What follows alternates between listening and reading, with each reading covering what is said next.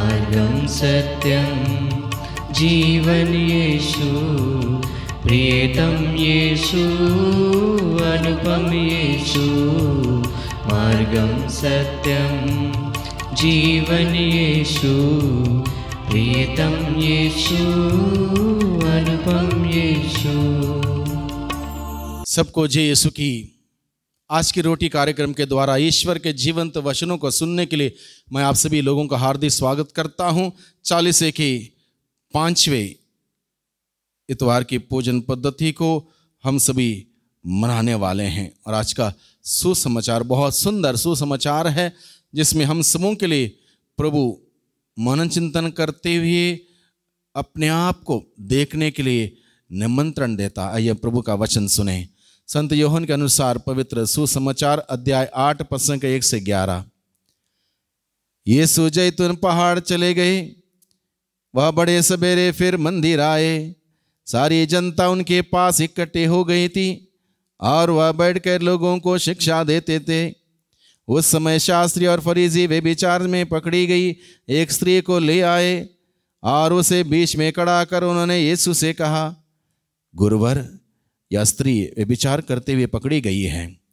संहिता में मूसा ने हमें ऐसी स्त्रियों को पत्थरों से मार डालने का आदेश दिया है। आप इसके विषय में क्या कहते हैं? उन्होंने यीशु की परीक्षा करते हुए यह कहा, जिससे उन्हें उन पर दोष लगाने का कोई आधार मिल जाए। यीशु झुककर उंगली से भूमि पर लिखते रहे। जब वे उनसे उत्तर देने के लिए आग्रह करते रहे तो यीशु ने सिर उठाकर उनसे कहा, तुम में से जो निष्पाप हो वही सबसे पहला पत्थर मारे। और वह फिर झुककर भूमि पर लिखने लगे। यह सुनकर बड़ों से लेकर छोटों तक सबके सब एक एक करके खिसक गए।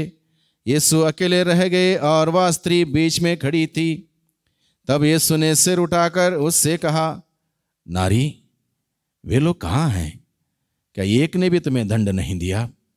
उसने उत्तर दिया, महोदय, एक ने भी नहीं। इस पर यीशु ने उससे कहा, मैं भी तुम्हें दंड नहीं दूंगा। जाओ, अब से फिर पाप नहीं करना। प्रभु का सुसमाचार। प्रभु क्रिस्त में प्यारे भाइयों बहनों, आज के सुसमाचार पर हम लोग विचार करें। शास्त्री फरीसी के मन में ये बात थी कि हम धार्मिक लोग हैं, धार्मिक क्रियाकलापों को करते हैं, किसी बात का उल्लंघन नहीं करते, कोई बात को नहीं टालते हैं। हर प्रकार के धार्मिक कार्यों को हम लोग करने वाले, हम दूसरों से बेहतर हैं, दूसरों से अच्छे हैं। हमारे बराबर ना कोई दशवांश देता है, हमारे बराबर ना कोई उपवास करता है, हमारे बराबर ना ही प्रार्थना करता है। हम दूसरों से बेहतर हैं। इस बात का एक धार्मिकता का एक घमंड उनके अंदर था। इसलिए इस तमाम प्रकार के धार्मिक क्रियाकलापों के बावजूद उनकी सबसे बड़ी कमी ये थी, दूसरों के ऊपर नज़र रखना। दूसरे लोग क्या करते हैं, क्या नहीं करते, कहाँ जाते हैं, कहाँ नहीं जाते, क्या हो रहा, क्या नहीं हो रहा, इन सारी बातों का लेखा जोखा रखना। और जो गलत करता तुरंत उसको पकड़ना और उसके ऊपर उंगली उठाना, संहिता का क्या नियम है उसको थोप देना, लागू करना, इन सभी बातों में भी वो लगे रहते थे। और एक बार ऐसा हुआ, एक स्त्री को घसीट कर यीशु के सामने लाते हैं, इसलिए कि अब यीशु इसके बारे में क्या कहते हैं। इस बात को यीशु की परीक्षा लेने के लिए वो एक स्त्री को, जो पापिनी स्त्री मानी जाती है, उस स्त्री को पकड़ कर घसीट कर लाते हैं यीशु के सामने। और यीशु के सामने लाकर कहते हैं, प्रभु, संहिता हमें इजाजत देती है ऐसे स्त्रियों को पत्थर मारते हुए मार डालने का आदेश है। आपका क्या ख्याल है, आपका क्या विचार है, आप क्या कहते हैं?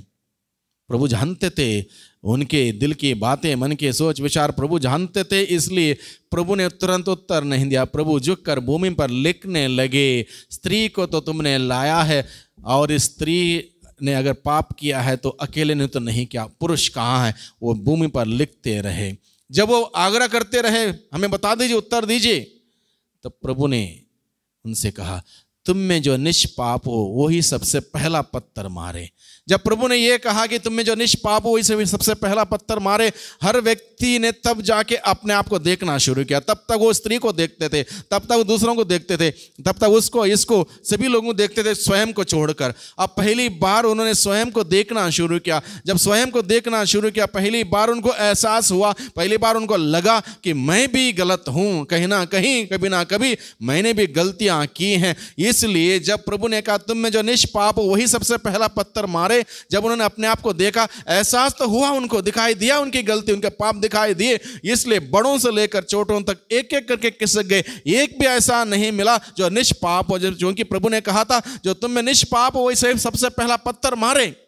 इजाजत मैं तुमको देता हूं, संहिता कहती है मारने के लिए मारो, लेकिन अगर तुम गलत हो तुम उंगली नहीं उठा सकते हो। अगर तुम दोषी हो दोष नहीं लगा सकते हो। अगर तुम पापी हो दूसरों को पापी नहीं ठहरा सकते हो। इसलिए प्रभु ने कहा तुम में निष्पाप हो वही पत्थर मारे। तुमको अधिकार मैं देता हूं। अधिकार नहीं था।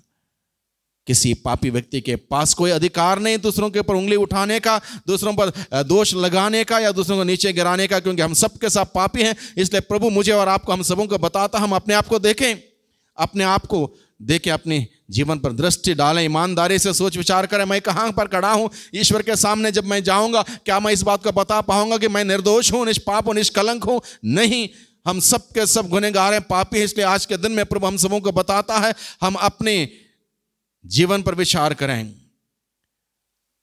अगर हम अपने जीवन पर विचार करेंगे, कभी भी हम दूसरों पर उंगली नहीं उठाएंगे, दूसरों पर दोष नहीं लगाएंगे, दूसरों को नीचे नहीं गिराएंगे, दूसरों को तकलीफ नहीं देंगे, दूसरों का नाम खराब नहीं करेंगे, किसी पापी को और नहीं दबाएंगे। इसलिए प्रभु हमें बताता आज के दिन में हम अपने आप में अपने आप को देखें, हमारी गलतियों के लिए माफ़ी मांगें, क्षमा की याचना करें।